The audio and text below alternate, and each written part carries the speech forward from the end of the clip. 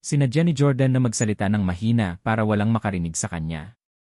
Tanging si Rong Bingxiao lang ang nakakarinig sa kanya. Napalunok si Rong Bingxiao ng may kaba. Napagtanto niya na talagang makapangyarihan si Jordan. Masasabi niya sa isang sulyap na naglakbay siya pabalik sa nakaraan mula 2022. Malumanay na sagot ni Rong Bingxiao sa bahay. Beijing. Mabuti. Patuloy na hinawakan ni Jordan si Rong Bingxiao na walang balak na pakawalan siya. Sinabi ni Jordan kay Rong Bailun, sabihin kay Ban Luming at sa iba pa na iuwi na kita. Huwag nilang ipaalam kay Rong Bailun. Kinakabahang tanong ni Rong Bingxiao, ano ang gusto mo? Banta ni Jordan. Pumunta ka dito para hanapin ako. Paano kita hindi mabibigyan ng oras para kausapin ako ng pribado? Huwag kang mag-alala dahil sa lolo mo hindi kita papatayin. Dahil doon, sinigawan ni Jordan si Ban Luming, ibabalik ko na ngayon si Young Master Rong sa China. Makakarating na siya ng ligtas sa bahay pagkalipas ng ilang oras. Nag-aalala, kinuha ni Ban Luming ang kanyang laser weapon. Bitawan mo agad si Young Master Rong. Hindi kami maniniwala sa kalokohan mo. Kapag tumanggi ka, sisirain ng pamilya Rong ang buong pamilya mo ng Steel. Ginamit ni Ban Luming ang pamilya Steel para banta si Jordan ng maraming beses. Dahil dito, labis na ikinalungkot ni Jordan. Mukhang tama si Xiao na patayin ang lalaking ito. Utos mo. Kung hindi, papatayin kita. Muling binantaan ni Jordan si Rong Bingxiao. Sinigawan ni Rong Bingxiao si Ban Luming, Tio Ban. Huwag kang gumawa ng anuman at huwag mong sabihin sa aking ama. Sa totoo lang, wala akong malaking sama ng loob kay Jordan. Nagkaroon lang kami ng maliit na salungatan sa virtual na laro. Huwag kang mag-alala, hindi siya maglalakas loob na gawin ang anumang bagay sa akin. Ginagarantiyahan ko na iuwi niya ako ng ligtas. Maaari mo akong suriin mamaya. At saka, ayoko nang pag-usapan ang tungkol ngayon. Kaya, kapag nakita mo ako mamaya sa Beijing, ayoko nang magtanong ka tungkol sa ngayon. Mukhang nag-aalala si Ban Luming. Talaga? Maliit na bangayan lang ba talaga? Pero nung nakita mo siya ngayon, parang pinatay niya ang tatay mo. Tumawa si Rong Bingxiao. Maliit na bangayan lang. Huwag kang mag-alala, Tio Ban. Kung talagang may ginawa siyang masama sa mga tao sa paligid ko, hindi ko siya bibitawan. Dahil doon, hindi na sila binigyan ni Jordan ng oras para mag-usap. Lumipad siya kasama si Rong Bingxiao. Taong 2022, Fort Rong, China. Lumabas si Rong Huangde sa time gate. Hinubad niya ang kanyang oxygen mask at ibinaba ang kanyang travel bag. Dr. Lee, ibuhos mo sa akin ang isang tasa ng itim na tsaa. Umupo si Rong Huangde sa bar chair, humihingal. Siya ay 80 taong gulang na. Bagamat naturukan na siya ng maraming gamot na nagpapaantala sa pagtanda, nararamdaman pa rin niya ang kanyang edad araw-araw. Si Rong Huangde ay humigop ng itim na tsaa at nagtanong, may nangyari ba kamakailan? Nakabalik na ba sina Jordan at Xiao? Sumagot si Dr. Lee, hindi pa bumabalik si Daty Jordan, ngunit nakabalik na si Xiao. Pumunta siya sa Villa para makipagkita sa asawa ni Jordan na si Lauren. Tinatawag siya ni Xiao na kanyang pinakamamahal na disipulo. Gusto mo bang ilagay si Lauren sa listahan ng mapanganib na banta? Ikinaway ni Rong Huangde ang kanyang kamay. Hindi na kailangan. Mahilig mag-exaggerate si Xiao. Hindi niya ituturo ang skills niya sa asawa ni Jordan. Maliban doon, may iba pa ba? Sinabi ni Dr. Lee. Ang iyong apo, si Rong Bingxiao, ay pumasok na mag-isa at naglakbay pabalik sa 2 taon na ang nakakaraan. Sinabi niya na gusto niyang patayin si Jordan. Ano? Ang tasa ng tsaa sa kamay ni Rong Huangde ay nahulog sa lupa. Ipakita sa akin ang recording ng pagbisita ni Rong Bingxiao ngayon. Nag-alala si Rong Huangde. Matapos mapanood ang video ng pagbisita ni Rong Bingxiao, napagtanto niyang galit na galit ang apo at sabik na patayin si Jordan. Naku, bata pa si Rong Bingxiao at padalos-dalos at wala siyang karanasan sa pakikipaglaban. Talagang hindi siya katapat ni Daty Jordan. Dr. Ray, magpadala ka agad ng 50 Black Armored Warriors. Guro. Kasunod ng utos ni Rong Huangde, 50 robot na mandirigma na nakasuot ng itim na baluti ay biglang lumitaw mula sa mga dingding sa magkabilang gilid ng puting silid. Ang mga mandirigmang ito ay pare-pareho ang pananamit. Lahat sila ay napakatalino, maihahambing sa mga mandirigma ng tao. Maaari silang magsalita at mag-isip. Hindi lamang sila ay may mga katawan na hindi masisira, ngunit mayroon din silang maraming armas. Maaari silang lumipad sa himpapawid o maglakbay din sa lupa. Susunod, personal na itinakda ni Rong Huangde ang petsa at lokasyon. Kaagad niyang dinala ang 50 itim na armored warriors at naglakbay pabalik sa panahon noong taong 2020 sa Via. Ang kabisera ng Aethia, ang lihim na base ng pamilya Steele. Ano?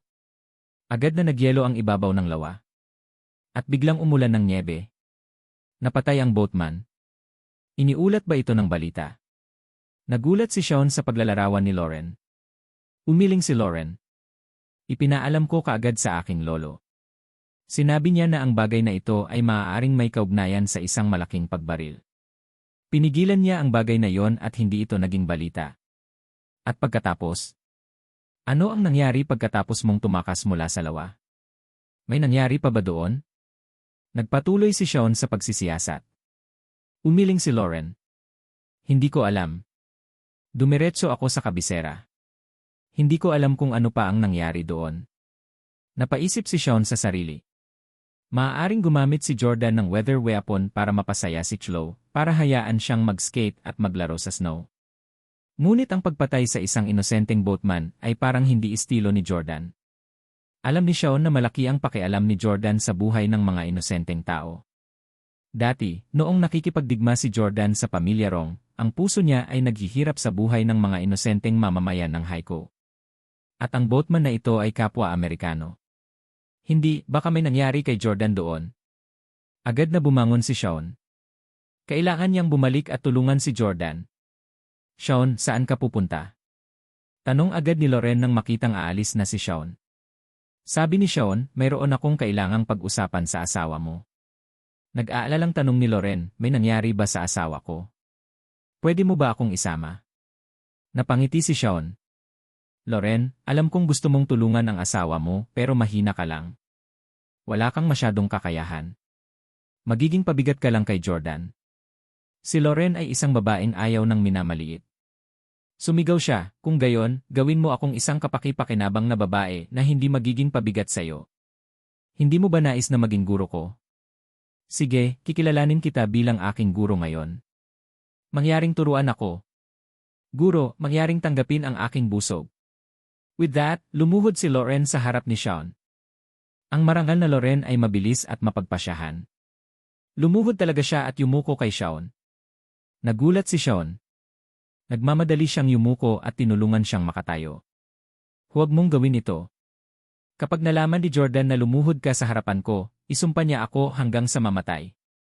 Si Lauren ay asawa ni Jordan, ang asawa ng isang Diyos. Hindi karapat-dapat si Sean na lumuhod sa harapan niya. Kinokontrol pa rin ni Jordan si Sean at maaaring magpasya sa kanyang buhay at kamatayan anumang oras. Ganoon pa man, gusto pa rin siyang turuan ni Sean nang makita niyang sinsero siya. Noong una, nanumpa si Sean na hinding-hindi niya ituturo ang mga lihim na pamamaraan ng pamilya Handley sa mga tagalabas. Pero ngayon, nakaburol na sa sementeryo ang orihinal niyang katawan. Matagal nang patay si Sean Handley. At ngayon, kinokontrol pa rin ni Jordan at Rong Huangde si Sean. Maaari nilang patayin siya anumang oras na gusto nila. Bilang karagdagan, nakipag-ugnayan si Sean sa mga nangungunang sikreto sa mundo. Ang kanyang lihim na pamamaraan ay wala. Kaya naman pumayag si Sean. Sige, Lauren. Dahil sa ating relasyon at sa katotohanang ikinulong kita ng higit sa kalahating taon, tuturuan kita ng isa pang trick. Natuwa si Lauren. Alam niyang bagay sa kanya ang mga pamamaraan ni Sean. Si Lauren ay isang mahinang babae at hindi angkop para sa direktang labanan. Ang pagkontrol sa mga tao mula sa malayo ay ang pinakamabisang paraan para sa mga kababaihan. Nagpatuloy si Sean. Tuturuan kita kung paano kontrolin ang mga pusa. Teknolohiya sa pagkontrol ng pusa. Nanlaki ang mata ni Lauren. Kaswal na napahawak si Sean sa hangin. Biglang umalingaw-ngaw ang isang meow.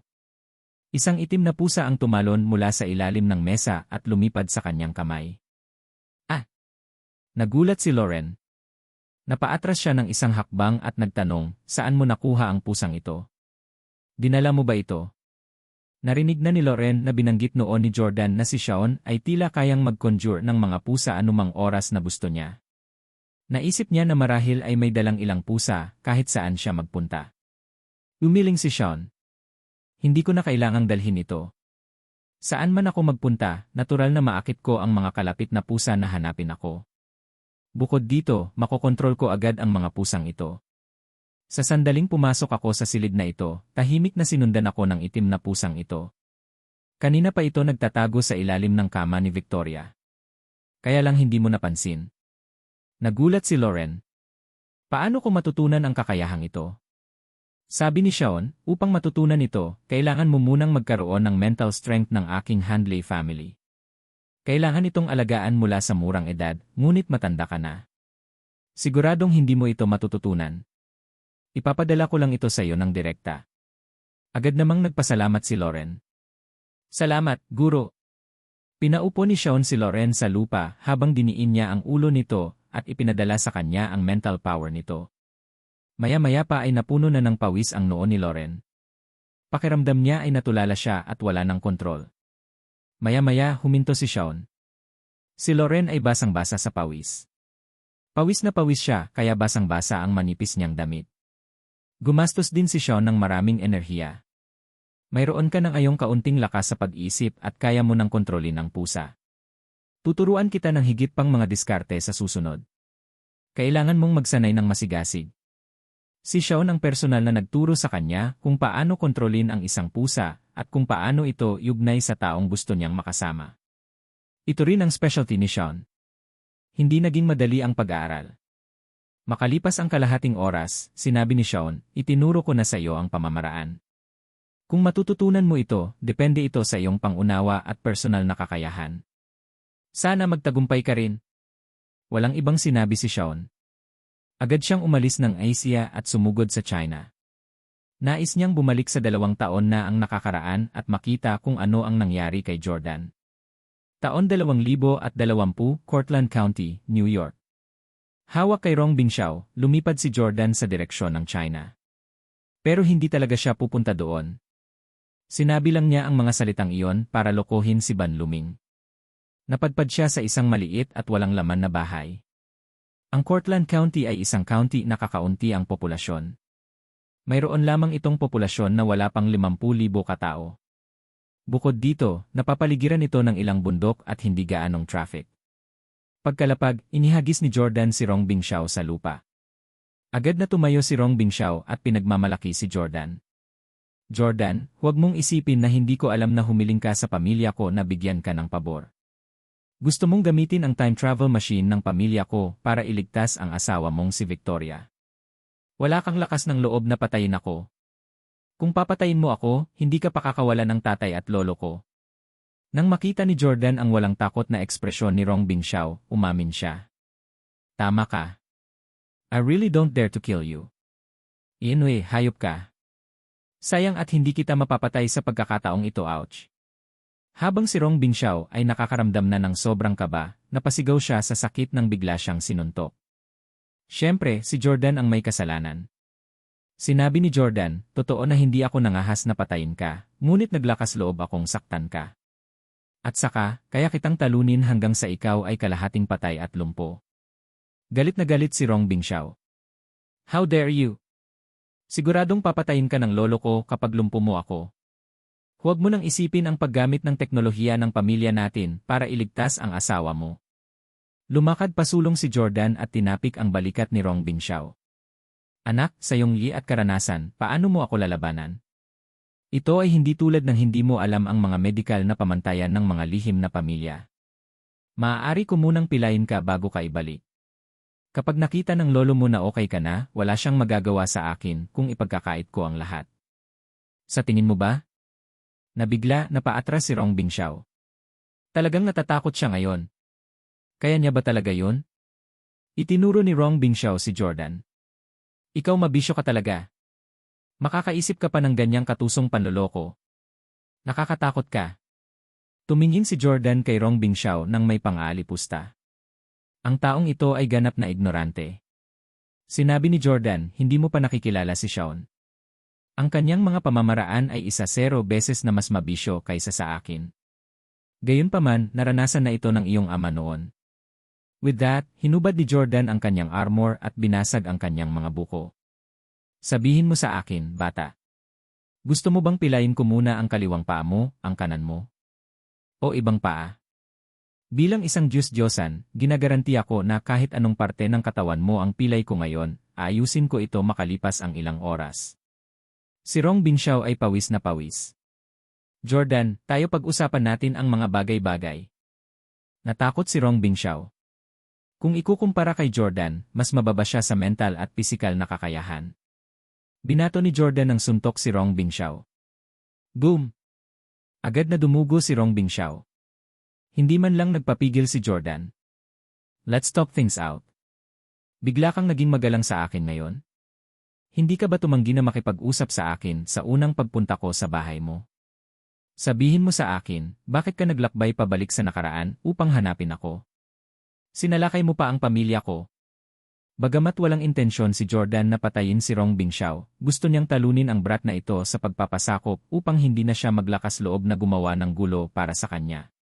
Galit na sinabi ni Rong Bingxiao, anong ibig mong sabihin bakit? Pinatay mo ang pinakamamahal kong tiyoban. Siyempre kailangan ko siyang ipaghiganti. Nang marinig ito ni Jordan ay nagalit. Eastard, kailan ko pinatay si Ban Luming? Siya ay pinatay ni Esik ng iyong ama. Bakit hindi ka pumunta at makipag-ayos sa iyong ama? Bakit mo ako sinisisi? Walang sama ng loob si Jordan kay Rong Bingxiao. Talagang hindi niya inaasahan na maniniwala siya na siya ang may kasalanan sa pagkamatay ni Ban Luming. Ang tanga niya talaga. Galit na sinabi ni Rong Bingxiao, ikaw ang pumatay sa kanya. Bagamat wala ako, tinanong ko ang mga sundalo ng pamilya Rong Bingxiao. Sabi nila, gusto ka daw patay ni Uncle Ban. Pinatay lang siya ng tatay ko dahil alam niyang hindi mo siya bibitawan. Alam mo ba kung gaano ka-close ang tatay ko at si Uncle Ban? Magka-close silang magkapatid. Hindi ko pa rin maisip kung gaano kasakit ang puso ng tatay ko noong pinatay niya si Uncle Ban. Siya na yata ang pinakamalungkot na tao sa mundo. Hindi nakaimik si Jordan. Sean. Malungkot? Sean. Sakit sa puso. Natuwa siya na makahanap ng pagkakataong patayin si Ban Luming ng napakabilis. Gayunpaman, hindi alam ni Rong Bingxiao na ang kanyang ama ay talagang si Sean. Si Sean ang taong pumatay kay Ban Luming. Dahil hindi sinabi ni Rong Huangde sa kanyang apo, hindi rin masabi ni Jordan sa kanya. At gayunpaman, nakipag-alyansa si Jordan kay Sean. Masyadong hindi tapat ang pagtataksil sa kanya ng ganito. Galit na sinabi ni Jordan, Rascal, makinig kali. Nang si Jordan ay hahakbang pasulong at turuan si Rong Bingxiao ng leksyon. Nagsimulang manginig ang lahat ng kubyertos, mesa at upuan sa bahay. Isang napakalakas na sound wave attack ang nagmula sa malayo. Yay! Kahit na ang malakas na katawan ni Jordan na tinurok na ng Mirakuru Serum ay sumuka pa rin siya ng dugo mula sa sound wave. Para naman kay Rong Bingxiao, nahimatay siya. Sa susunod na segundo, dose-dosenang mga figure na nakasuot ng itim na baluti ang dumaan sa dingding. Ang mga figure na ito ay may kahanga-hangang aura. Sa pamamagitan lamang ng pagtingin sa kanilang katangi-tanging baluti na naglalaman ng nangungunang teknolohiya, masasabi na ang kanilang mga background ay tiyak na hindi simple. Binuksan ng pinuno ang kanyang maskara at ipinakita ang kanyang mukha. Nagulat si Jordan. Mr. Rong. Hindi niya inaasahan na ito pala ang lolo ni Rong Bingxiao, si Rong Huangde. Nang makita ni Rong Huangde si Jordan, kinuyom niya ang kanyang mga kamao bilang pagbati. Dati Jordan, long time no see. Nalaman ko na naglakbay ang apo ko sa nakaraan para patayin ka, kaya sumugod ako. Sana mapatawad mo ang apo ko sa kanyang padalos-dalos na ginawa. Dahil lang sa malalim ang relasyon nila ni Ban Luming. Sa ngayon, maglakbay muna tayo pabalik sa kasalukuyan. Ano sa palagay mo?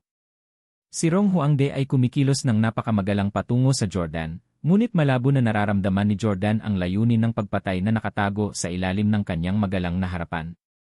Nakatayo sa harap ng Jordan ang dose-dosenang mga mandirigmang itim na nakabaluti. Hindi alam kung gaano kalakas ang pangkat na ito.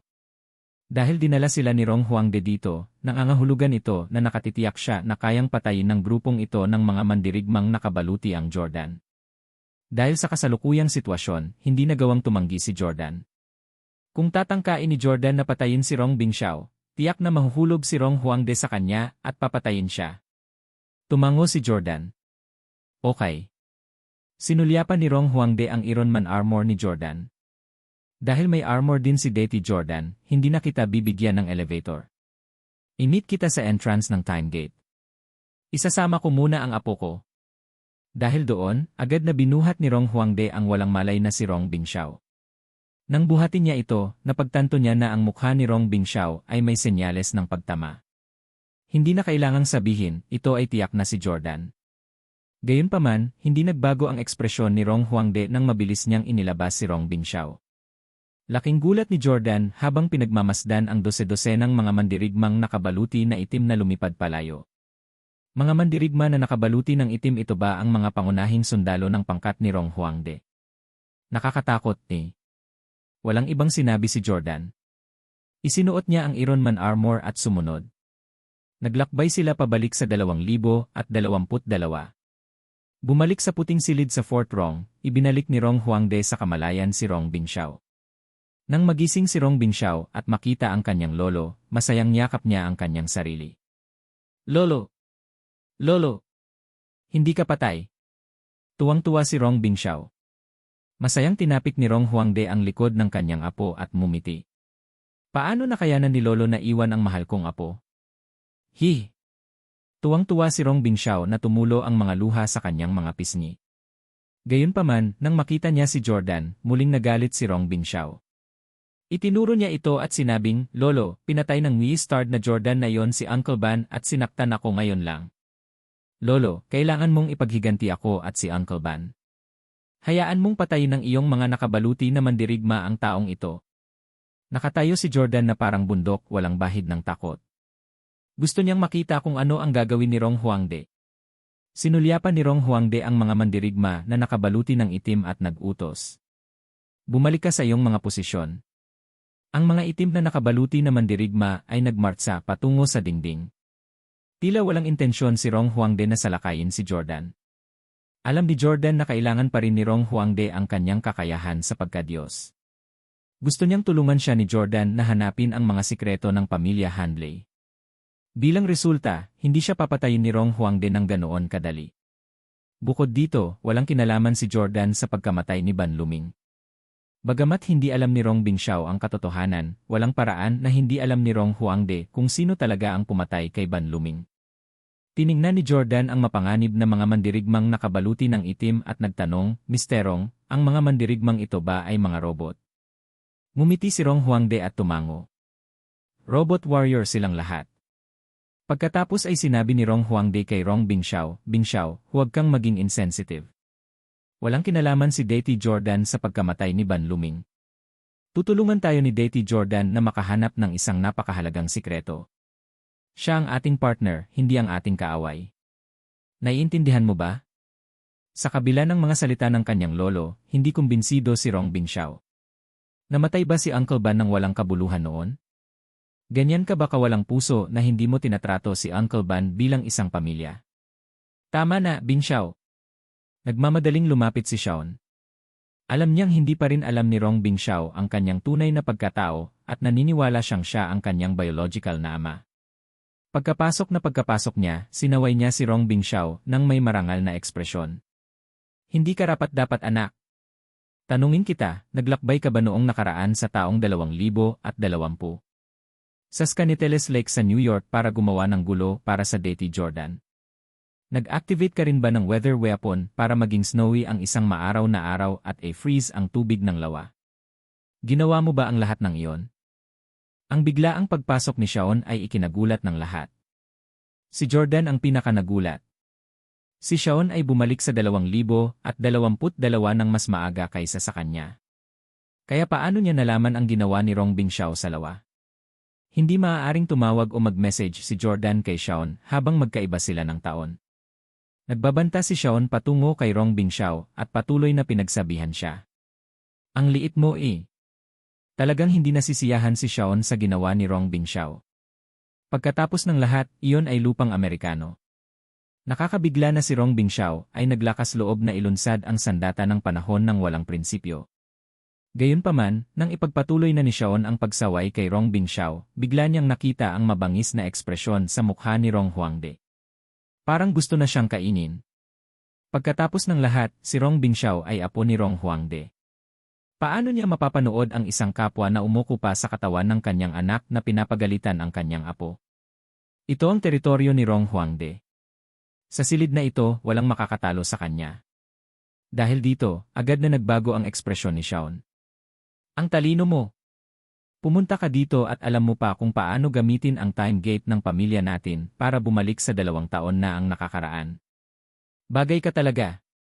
Nagawa niyang maglunsad ng weather weapon sa Via sa kanyang pinakaunang beses na paglalakbay.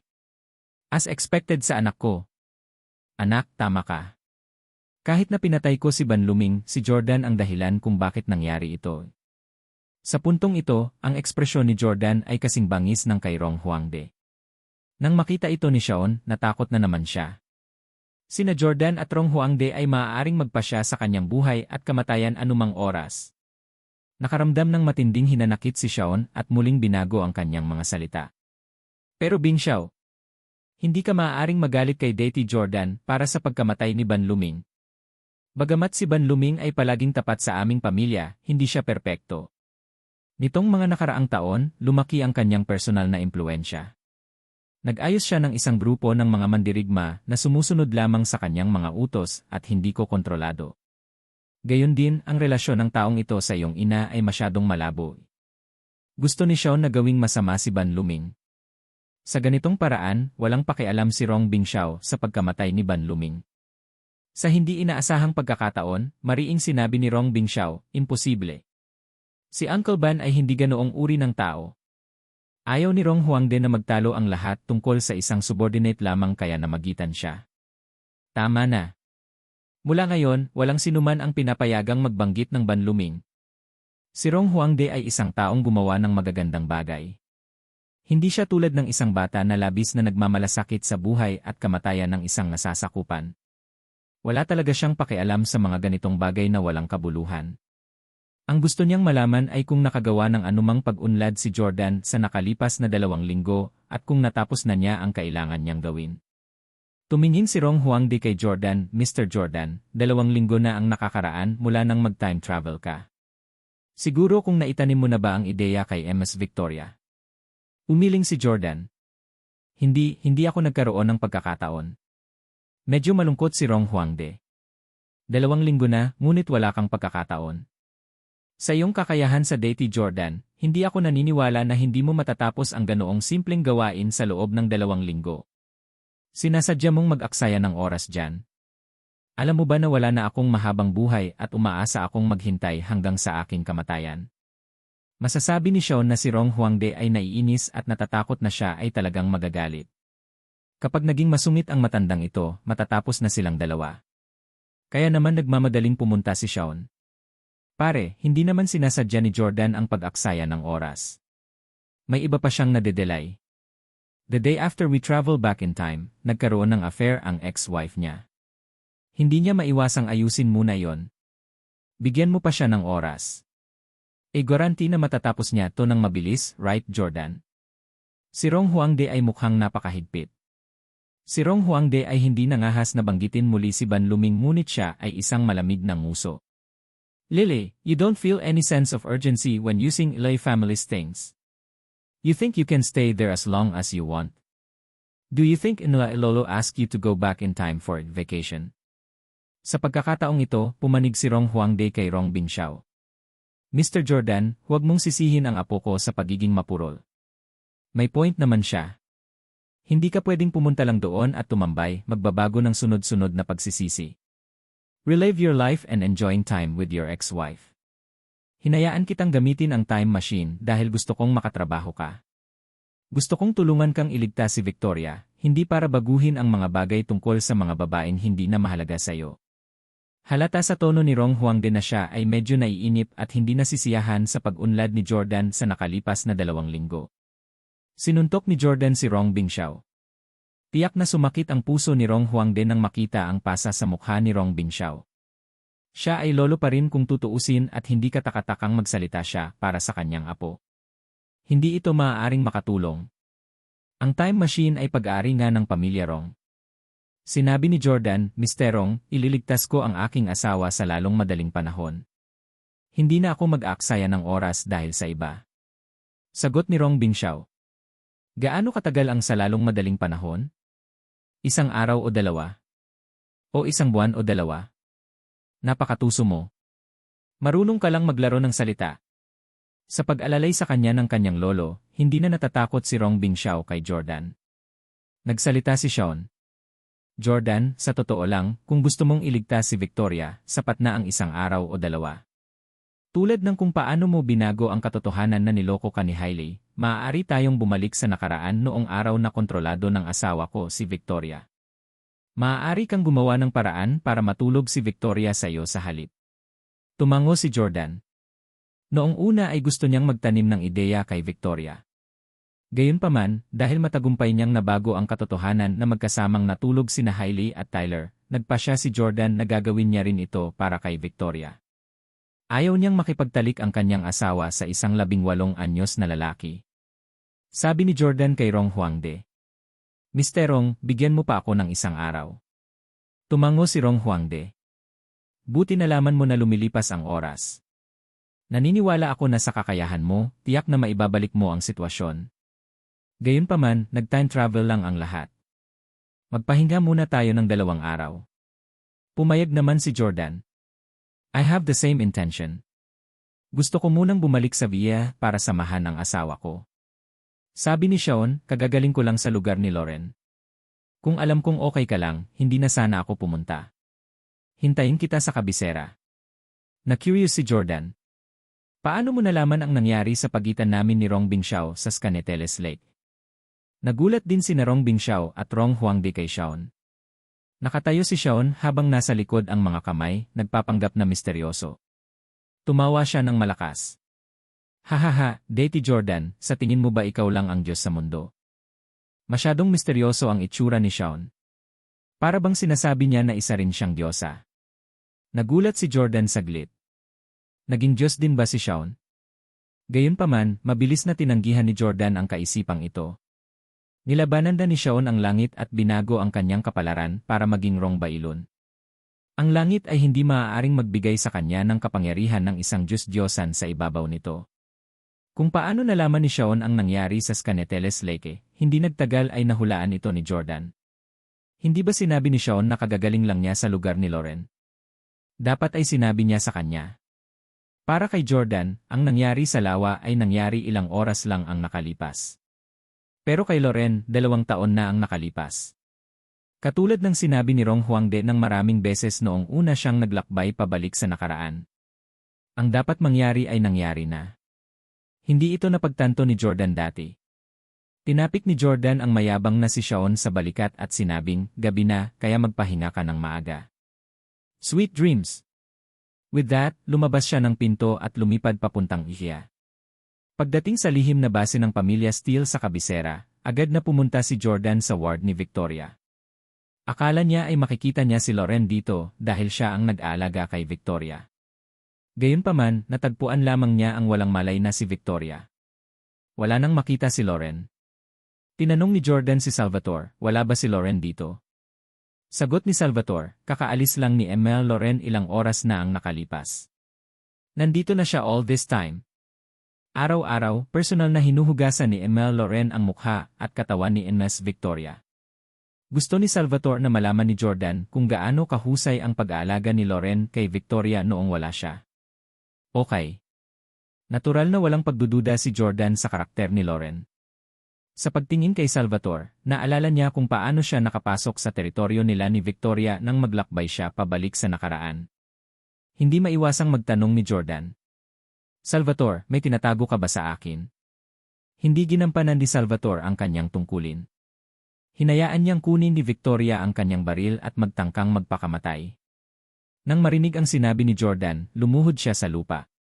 Guro, hinding-hindi ako maglalakas loob na magtago ng anuman sayo. Hindi ako nagtataksil. Sinabi ni Jordan, pag-isipan mo itong muli. Wala ka bang nakilalang kahina-hinalang tao sa Orlando noong nakaraan? May kinalaman kay Victoria. Nang marinig ito ni Salvatore, lumuhod siya at yumuko. Naalala ko na ngayon. Paumanhin, guro. May isang matandang lalaki. Noong araw na yon, hindi sinasadyang pumasok sila ni Victoria sa aking teritoryo. Dinala sila ng aking mga nasasakupan. Sa huli, pinatay ng matandang iyon ang lahat ng aking mga nasasakupan na nagrebelde. Sinabi sa akin ng matandang iyon na huwag sabihin kahit kanino ang tungkol sa pangyayaring iyon. Sa sobrang takot ko ay pinigilan ko ang alaalang iyon. Kung naalala ko ang pangyayaring ito, tiyak na sinabi ko sa iyo ang tungkol dito. Napangiti si Jordan at naramdaman niya na talagang magikal ang paglalakbay sa oras. Ang sinabi niya kay Salvatore 2 araw na ang nakakaraan ay umiiral na ngayon sa loob ng 2 taon. Ayos lang. Bumangon ka na at lumabas ka. Gusto kong makausap si Victoria saglit. Ihanda mo na rin ang sasakyan. Pupunta ako sa bahay para hanapin si Loren mamaya. Guro. Umupo si Jordan sa upuan sa tabi ng kama na inuupuan niya nitong nakaraang buwan o higit pa. Hinawakan niya ang kamay ni Victoria. Hindi na puno ng pag-aalala ang mukha niya, kundi may ngiti. Mahinang sabi ni Jordan, Victoria, alam mo ba? Binago ko na ang nakaraan ko. Naalala mo ba na magkasama si Hailey at Tyler? Actually, ako ang natulog kay Hailey noong araw na yon, hindi si Tyler. Strictly speaking, hindi naman nakipagrelasyon si Hailey. At least, wala siyang naging affair in the physical sense. Hehe, kapag nalaman ni Hailey ang tungkol dito, siguradong magagalit siya na ipapadyak niya ang kanyang mga paa at sasabihin na hindi patas. Pero, buti na lang naisip ko na si Hailey ay nagkaroon ng how could be together. Victoria, gagamitin ko ang parehong paraan para baguhin ang nakaraan mo. Ano ang nangyari sa pagitan mo at ng 18 anyos na lalaki na yon? Say, uto-uto kang babae. Nagpakamatay ka dahil dyan. Ngayon, opisyal kong sinasabi sa iyo na ako ang 18 anyos na lalaki na yon. Katulad ni Hailey. Hindi ka nakipag-sex sa ibang lalaki. Silly girl, ginawa mo yon. Sa kasamaang palad, hindi na narinig ni Victoria ang mga salita ni Jordan. Kung hindi, nagising siya ngayon. Ngumiti si Jordan. Nagtitiwala siya na magiging katotohanan ang sinabi niya. Matapos makausap si Victoria saglit, dahan-dahang bumangon si Jordan at pinagmasdan ang walang malay na si Victoria. Victoria, hintayin mo pa ako ng ilang araw. Sa susunod na pagbalik ko ay ang araw na magising ka. Pagkahalik sa noo ni Victoria ay umalis na si Jordan at sumakay ng taxi papunta sa villa na binili niya sa kabisera. Maganda ang mood ni Jordan dahil alam niya kung paano ililigtas si Victoria. Hindi lamang niya nailigtas si Victoria, ngunit napipigilan din niya ang kanyang asawa sa pagtulog sa ibang lalaki. Ito ay perpekto. Maya-maya ay dumating na si Jordan sa villa. Loren ni. Tumawag si Jordan, ngunit walang sumasagot. Nagpapahinga kaya siya sa kwarto. Naglakad si Jordan patungo sa kwarto ni Loren. Neo. Isang napaka-cute na puting ragdoll na pusa ang tumalon sa kanyang mga paa. Muntik na itong matapakan ni Jordan. Naku, napakagandang kuting. Mukhang walang nakatira sa bahay na ito sa loob ng maraming buwan. May mga pusang gala kaya ang sumakop sa lugar na ito. Naalala ni Jordan na wala silang pusa sa bahay. Hindi na ito pinansin ni Jordan at itinulak ang pinto ni Loren. Laking gulat ni Loren at Jordan nang makita ang isa't isa. Para siyang may kasamang ibang lalaki sa kwarto. Gayunpaman, si Loren ay hindi katulad ni Hailey. Wala siyang kasamang lalaki, ngunit kasama ang isang grupo ng mga pusa. Mayroong 12 ng mga kuting sa silid. Lahat sila ay napakaganda at payat.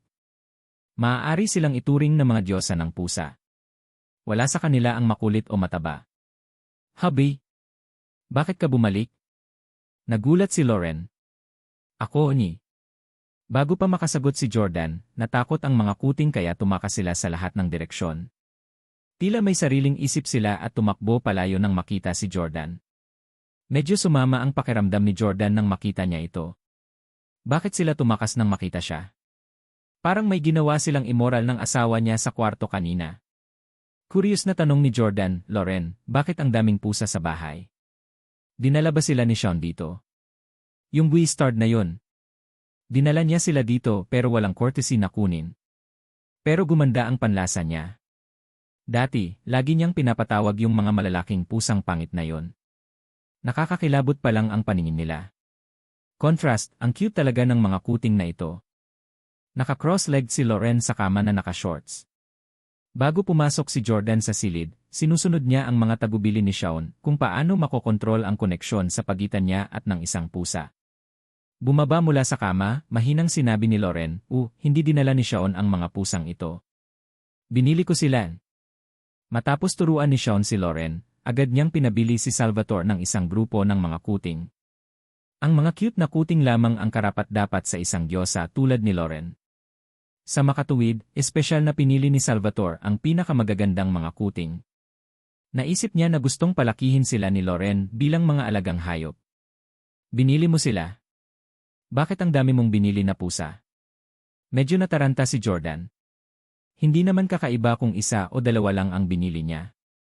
Alam niya ang maraming kababaihan na gustong panatilihing alagang hayop ang mga pusa. Kasama sina Victoria, Emily, Madam at Lota. Gayunpaman, ang pagpapalaki ng dose-dosenang mga pusa ng sabay-sabay ay labis.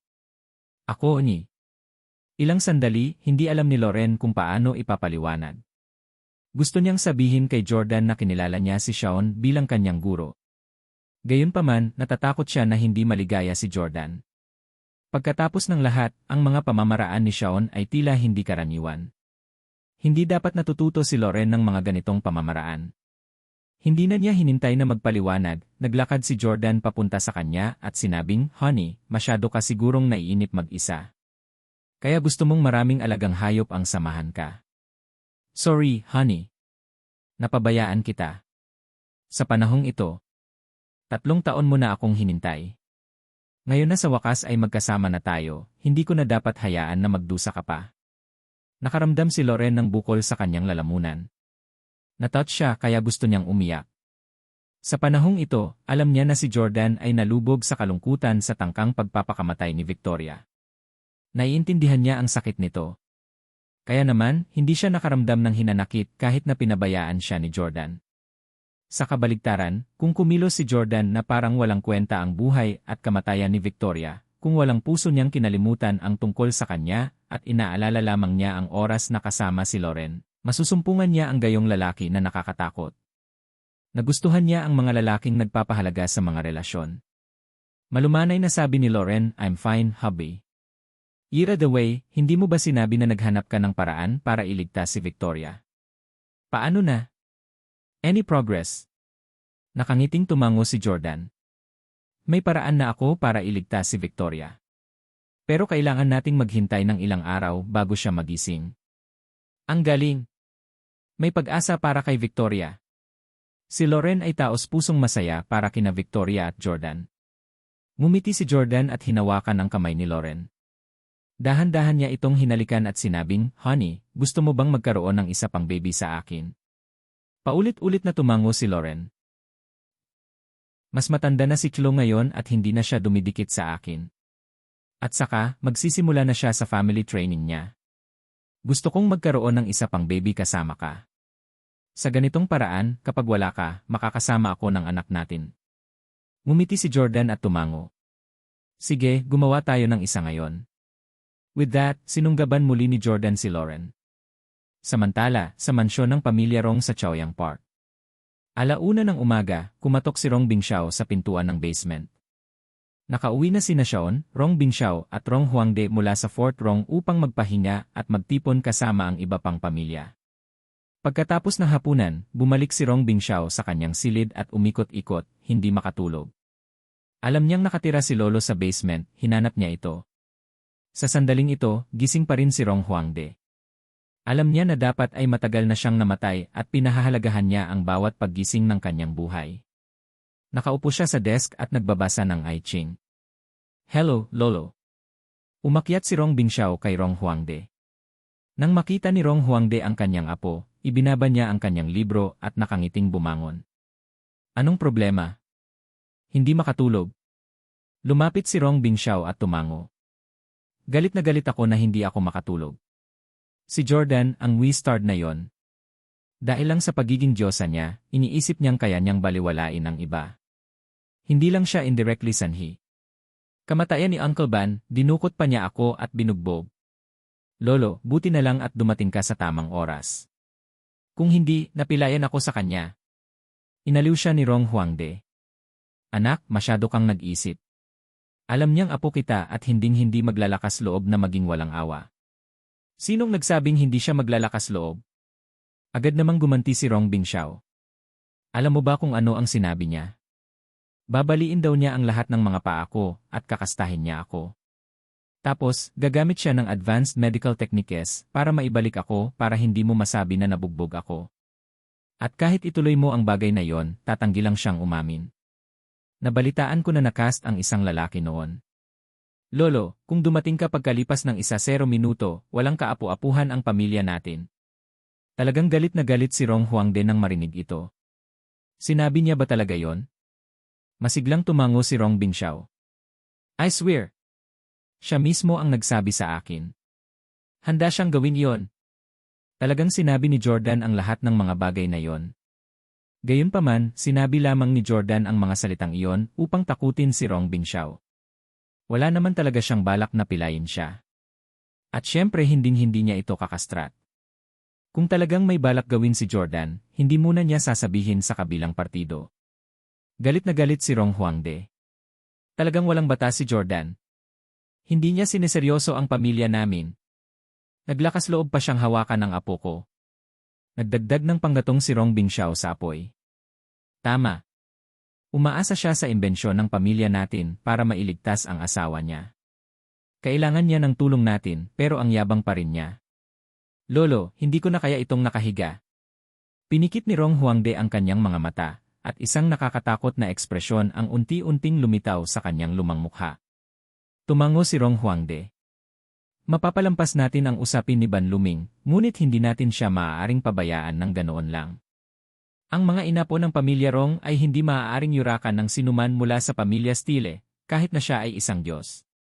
Nang marinig na sa wakas ay handang tumayo ang kanyang lolo para sa kanya, tuwang-tuwa si Rong Bingxiao. Lolo, paano mo ako ipaghihiganti? Iniunat lang ni Rong Huangde ang kanyang kamay ng maingat at sinabing, hindi na yon ang oras para planuhin ito. Pamilyar si Jordan sa Qing at sa pagbabasa ng mga micro-expression. Sanay din siya sa psikolohiya at may kakayahang hulaan ang hinaharap. Kung plano nating maghiganti ngayon, maaaring masabi ni Jordan. Lalo na sa'yo. Hindi ka gaanong karanasan kaysa kay Jordan at napakadali niyang nakikita ang iyong mga iniisip. Galit na ikinuyom ni Rong Bingxiao ang kanyang mga kamao at nanumpa sa kanyang sarili na kailangan niyang lumaki sa lalong madaling panahon. Hindi niya maipakita ang lahat ng emosyon sa kanyang mukha na parang bata. Tinapik ni Rong Huangde ang balikat ni Rong Bingxiao at sinabing, huwag mo na itong isipin sa susunod na 2 araw. Sasabihin ko sa iyo kung ano ang gagawin pagkatapos maglakbay si Jordan pabalik sa nakaraan. Pinalaki ni Rong Huangde si Rong Bingxiao na may kasiyahang ekspresyon at masayang sinabi, tingnan mo ang gwapo kong apo. Siya ay kasing gwapo at walang pakialam noong bata pa ako. Huwag kang mag-alala, Bingxiao. Hahawakan ko ang iyong kamay at akayin kita hakbang-hakbang patungo sa landas ng tabumpay.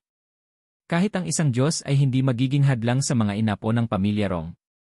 Makalipas ang 2 araw. Inayos ni Jordan ang kanyang mga bagahe at naghanda para magpaalam kay Loren. 2 araw silang nanatili sa villa at nag-atubili silang maghiwalay. Mukhang tuwang-tuwa si Loren habang hawak niya ang braso ni Jordan. Hubby, hihintayin kitang bumalik. Ngumiti si Jordan at tumango.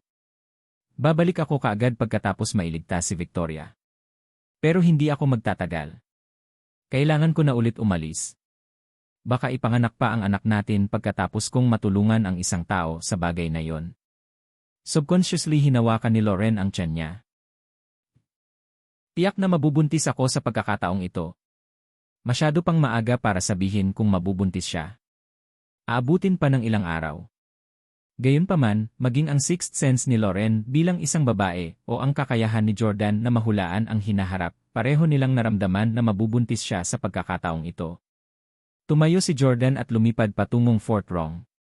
Sa sandaling ito, naghihintay na sina Shaon, Rong Huangde at Rong Bingxiao sa ikalawang palapag. Nakita ni Rong Huangde si Jordan at nagkusa siyang batiin siya. Mr. Jordan, mukhang nagliliwanag ka. Siguradong tiwala ka sa plano ng pagliligtas. Magalang na sagot ni Jordan, gusto kong lutasin ang bagay na ito sa lalong madaling panahon. Ayokong maghintay si Mr. Rong ng masyadong matagal para sa akin. Si Rong Bingxiao ay masunuring tumayo sa gilid. Hindi siya umimik. Personal na naramdaman ni Jordan na hindi niya pinatay si Ban Luming at alam na alam ito ni Rong Huangde. Tiyak na ipinaliwanag niya ang hindi pagkakaunawaan kay Rong Bingxiao. Walang oras na mawawala. Simulan ang paglalakbay sa oras.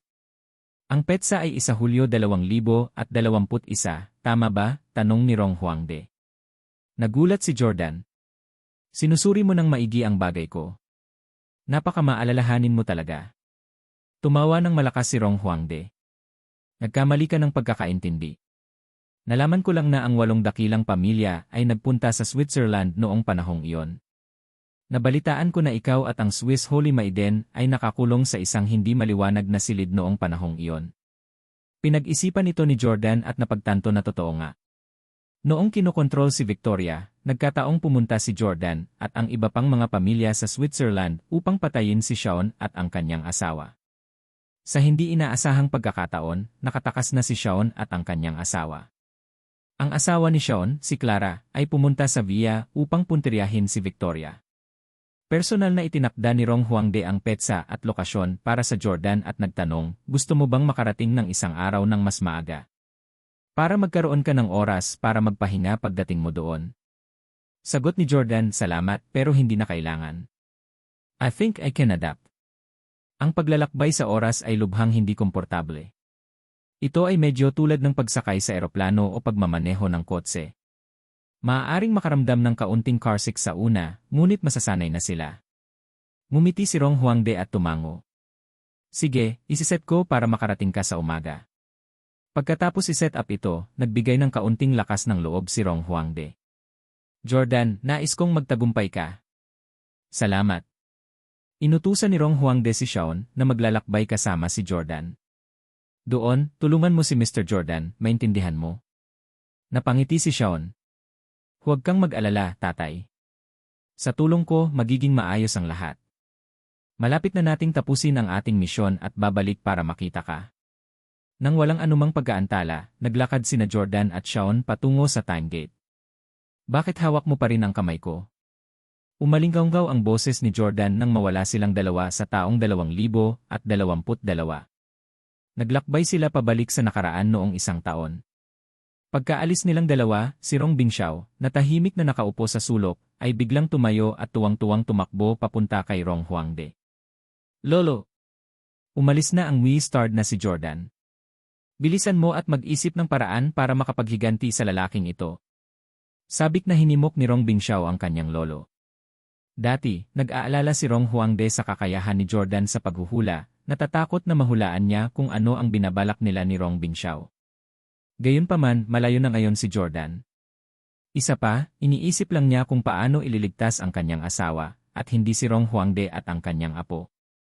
Sa pag-isip na yon, wala nang dapat ipag-alala si Rong Huangde. Nagpakita siya ng masamang ekspresyon. Bingxiao, makinig ka sa akin. Si Jordan ang bagong Diyos, ang kanyang kakayahan sa paghula ay lubhang kapaki-pakinabang at mahalaga sa ating pamilya. Makakatulong ito sa atin na tuklasin ang mga lihim ng pamilya Handley at ang pinagmulan ng mga Diyos. Kaya naman, tiyak na hindi kita hahayaang patayin siya o saktan. Gayunpaman, bilang magiging kahalili ng pamilya Rong, kailangan mong talunin si Jordan ng 1 beses. Si Rong Huangde ay matanda na. Gumamit man siya ng time travel para maantala ang kanyang napipintong kamatayan, wala pang 20 taon ang natitira sa kanya. At ang kanyang anak na si Rong Bailun ay namatay na sa kamay ni Shaun. Sa makatuwid, ang kinabukasan ng pamilya Rong Bingxiao ay mahuhulog kay Rong Bingxiao. Si Rong Bingxiao ang magiging bagong taong makokontrol sa mundo. Malinaw na ngayon na ang kinabukasan ng mundo ay magiging kay Jordan o Rong Bingxiao. Sa makatuwid, kinailangan ni Rong Huangde na hayaang talunin ni Rong Bingxiao si Jordan ng 1 beses upang mabuo ang kanyang kumpiyansa. Tuwang-tuwa si Rong Bingxiao. Gusto ko din siyang bugbugin minsan. Paano ko hahayaang sumakay sa ulo natin ang kasuklam-suklam na lalaking ito? Ngunit, lolo, paano ko siya matatalo? Tinanong ni Rong Huangde ang kanyang apo, bakit naglakbay pabalik si Jordan sa panahong ito? Saglit na nag-isip si Rong Bingxiao at sumagot upang iligtas ang kanyang asawa. Sa tingin ko ang pangalan niya ay Victoria. Siya ay isang magandang nasa katanghaliang gulang na babae na may magandang figura. Si Rong Bingxiao ay gumawa ng maraming pananaliksik sa Jordan. Alam niya ang lahat tungkol sa mga asawa ni Jordan at naramdaman niyang si Victoria ang pinakamaganda sa tatlong asawa ni Jordan. Marahil ay dahil si Rong Bingxiao ay medyo spoiled at noon pa man ay may gusto siya sa mga babaeng mas matanda sa kanya. Bukod dito, iba ang pananaw ng mga Chino sa kagandahan kaysa sa mga Amerikano. Tumango si Rong Huangde. Sa tingin mo paano niya ililigtas siya? Sinabi ni Rong Bingxiao, marahil ay magbabago siya sa 18 anyos na batang iyon at makipagtalik kay Victoria. Nagawa na niya ito dati. Sa kanyang pagmamataas at dignidad bilang isang Diyos-Diyosan, imposible para sa kanya na payagan ang ibang lalaki na hawakan ang kanyang asawa. Tumango si Rong Huangde ng may kasiyahan. Tama. Tama ka. Kaya, hanggat kaya mo siyang pigilan na makuha ang gusto niya, panalo ka.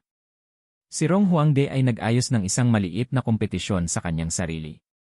Gusto niyang bumalik si Rong Bingxiao sa parehong oras at makipagkumpetensya kay Jordan. Gayunpaman, sa pagkakataong ito, medyo nag-alinlangan si Rong Bingxiao. Noong nakaraan, siya ay walang ingat na naglakbay pabalik sa oras upang ayusin ang score kay Jordan. Sa huli, binugbog siya ni Jordan at nakaramdam pa rin siya ng matinding takot. Sinabi ni Rong Bingxiao, Lolo, ako. Aaminin ko na medyo mahirap pakitunguhan si Jordan. May kakayahan siyang hulaan ang hinaharap. Hindi ako ang kakampi niya sa one-on-one fight. At saka, tinutulungan siya ni Daddy at hindi na ako makahingi ng tulong kay Uncle Ban. Natatakot ako, Nying. Ngumiti si Rong Huangde. Takot sa ano? Takot na hindi mo siya matalo sa sarili mo. Kinagat ni Rong Bingxiao ang kanyang mga ngipin. Alam niyang tiyak na magkakaroon ng paraan ang kanyang lolo para harapin si Jordan. Kaya lumuhod si Rong Bingxiao sa lupa. Lolo, pakisabi sa akin kung paano haharapin si Jordan. Gusto ko siyang talunin kahit isang beses. Gusto kong pigilan siya sa pagliligtas kay Victoria. Tuwang-tuwa si Rong Huangde na makita ang kanyang apo na sabik sa tabumpay. Inabot niya at tinulungang tumayo si Rong Bingxiao bago sinabing, Bingxiao, tandaan mo, kung gusto mong manalo sa isang labanan, una sa lahat, kailangan mong magkaroon ng pagnanais para sa tabumpay.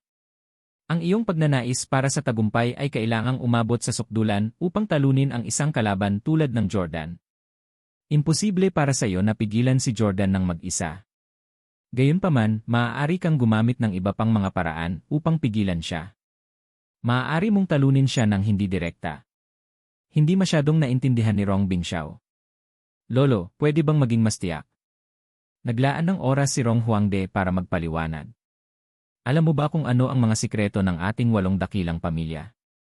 Tumango si Rong Bingxiao. Alam ko. Ang pamilya Steele ay may tradisyonal na gamot at ang deity. Ang mga Park ay dalubhasa sa medical na estetika, habang ang pamilyang Miyamoto ay may Mirakuru serum. Ang mga Schmid ay may quantum invisibility na balabal. Ang pamilyang House ay gumagamit ng mga berdeng halaman upang mag-eavesdrop sa mundo. Ang mga Addington ay may mga sandata ng laser, habang ang pamilyang Zheng ay gumagamit ng mga bombang papel. Tungkol sa aming pamilya, ang aming pangunahing sikreto ay ang gate ng oras na ito sa harap namin. Tumango si Rong Huangde bilang lunas matapos marinig ang mga salita ni Rong Bingxiao.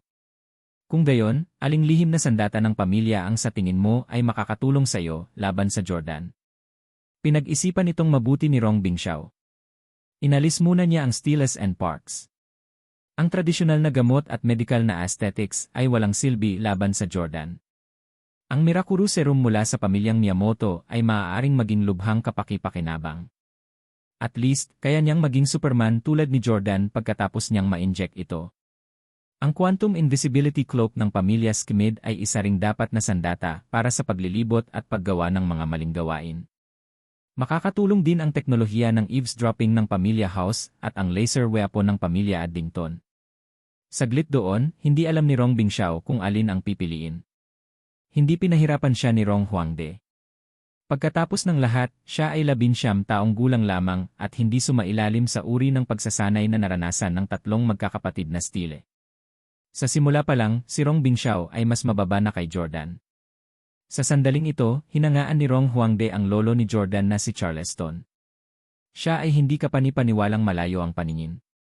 Dahil bata pa sila, ang tatlong magkakapatid na Steele ay nabigyan ng pinakamahigpit na pagsasanay. Lumahok sila sa lahat ng uri ng pagsasanay, maging sa mapanganib na larangan ng digmaan. Sa katunayan, ang lahat ng pagsasanay na iyon ay nakapagbigay sa kanila ng napakahusay na mga lalaki na nagpapahintulot sa kanila na harapin ang lahat ng uri ng komplikadong mga sitwasyon. Si Rong Huangde ay dumiretso sa punto. May isang bagay na maaaring hindi mo alam. Alam mo na ang mga papel ng pamilya Zheng ay maaaring sumabog, ngunit hindi mo alam kung saan nila itinanim ang karamihan sa mga ito. Nataranta si Rong Bingxiao. Hindi ba nila itinanim ang karamihan sa kanila sa mga teritoryo ng ating pamilya? Alam ni Rong Bingxiao na ang mga Rong at Zheng na pamilya ang dalawang pinakamakapangyarihan sa 8 dakilang pamilya at direktang kakumpetensya laban sa isa't isa. Sa makatuwid, ang pamilya Zheng ay nagtanim ng karamihan sa kanilang mga bombang papel sa Rong. Umiling si Rong Huangde. Habang handa na ako, hindi ganoon karaming mga bombang papel ang nakatanim sa mga teritoryo ng aming pamilya. Noong nakaraan, binomba nila ang ating Western China Secret Base. Kahit hindi na ilipat ng tatay mo ang mga kagamitan dito sa tamang oras, ayos lang. May nakatago akong backup sa isang lugar na hindi nila alam. Actually, karamihan sa mga paper bomb nila ang itinanim nila sa VIA. Nagulat si Rong Bingxiao. Ano? Ang AGS? Hindi inaasahan ni Rong Bingxiao na magtanim ang pamilya Zheng ng kanilang nakakatakot na mga bombang papel sa VIA. Tumango si Rong Huangde. Bago ko peke ang aking kamatayan, nakipag-usap ako kay Zheng Anli. Nagtanim ako ng maraming ideya sa kanya, sinadya at hindi sinasadya. Sinabi ko sa kanya na ang Athia ay isang mahiwagang lugar at mapanganib na lugar. Maraming hindi maipaliwanag na mga fenomena at kakaibang mga figura ang lumilitaw doon. At kailangan naming mag-ingat. Sa karagdagan, ang VIA ay isang napakalakas at technologically advanced na bansa. Sa makatuwid, si Zheng Anli ay nagtanim ng isang malaking bilang ng mga bombang papel doon. Gagamitin niya ang mga ito upang banta ang Asia kung kinakailangan. Napagtanto ni Rong Bingxiao na ang Asia at lahat ng mga tao nito ay nasa malaking panganib, ngunit hindi siya nakaramdam ng anumang simpatya para sa kanila. Deserve nila ito. Malamig na sabi ni Rong Bingxiao. Ngunit, Lolo, bakit mo ito sinasabi sa akin? Sinabi ni Rong Huangde, hindi mo pa rin lubos na kilala si Jordan. Sinasabi ng Art of War na ang pagkilala sa kaaway ay ang tanging paraan upang manalo. Sa pamamagitan lamang ng pag-unawa sa iyong kalaban makakahanap ka ng paraan para talunin siya. Napakaganda ng relasyon ni Jordan sa VIA. Siya ay isang napakamakabayan na tao at napaka-protective sa daan-daang milyong tao sa VIA. Sa totoo lang, siya ay pinahahalagahan ang mga dayuhang buhay tulad ng mga ordinaryong mamamayan. Haikyuu. Siya ay isang batang may malaking pagmamahal sa sangkatauhan. Ngumuso si Rong Bingxiao sa panghahamak. Ilang murang buhay lang. Hinding-hindi nila masasaksihan ang pinaka-advanced na teknolohiya sa buong buhay nila. Masyadong malambot ang puso ni Jordan. Sinabi ni Rong Huangde, kahit ano paman, maaari mong pagsamantalahan ito. Hulaan, kung ang usapin ni Victoria ay kasabay ng pagsabog ng bombang papel sa kabisera ng Athia, sa tingin mo, anong pagpipilian ang gagawin ni Jordan? Nagningning ang mga mata ni Rong Bingxiao nang mapagtanto niya ang iminumungkahi ni Rong Huangde. Kaya gusto niyang pilitin si Jordan na pumili. Kung pinasabog ni Rong Bingxiao ang mga bombang papel sa kabisera, habang sinusubukang iligtas ni Jordan si Victoria, malalagay sa dilema si Jordan. Kung sa huli ay pipiliin niyang iligtas ang mga tao sa kabisera, si Victoria ay hindi maliligtas. Natuwa si Rong Bingxiao. Napakalambot ng puso niya. Talagang isusuko niya ang asawa niya at ililigtas niya ang buong kabisera. Haha, wala na siyang magagawa kay Victoria. Makikipagtalik pa siya sa ibang lalaki. Kung ganoon, mananalo na ako sa kanya. Ngumiti si Rong Huangde at tumango. Tama. At ito lang ang sasabihin ko sa'yo. Ikaw mismo ang magplano ng eksaktong operasyon. Hindi kita tutulungan. Masiglang tumango si Rong Bingxiao. Sige, Lolo. May plano na ako. Pagkatapos kong maglakbay pabalik sa nakaraan, susukuin ko muna ang matandang babaeng iyon, si Zheng Anli. Pagkatapos, kokontrolin ko ang lahat sa lugar ng pamilya Zheng. Mayroon ka bang mga armas na magagamit ko para harapin siya? Natatakot ako na ang kanyang lugar ay binabantayan ng husto at hindi ako makapasok. Sinabi ni Rong Huangde, bibigyan kita ng isang set ng black armor. Nasa armor na ito ang lahat ng kailangan mo, kabilang ang invisibility, attack strategies, lahat ng uri ng armas, medical na paggamot, knockout powder, at iba pa. Pumunta at pamilyar ka sa armor na ito. Tandaan, huwag direktang labanan si Jordan. Hindi pa tayo maaaring mahulog sa kanya. Hindi nagtagal, isang gwapong itim na baluti ang lumitaw sa harap ni Rong Bingxiao. Siya ay labis na nasasabik. Biglang umiti si Rong Bingxiao. Lolo, mayroon akong matapang na ideya. Maaari ko bang itago ang aking sarili bilang 18 taong gulang na batang lalaki upang matulog kasama si Victoria?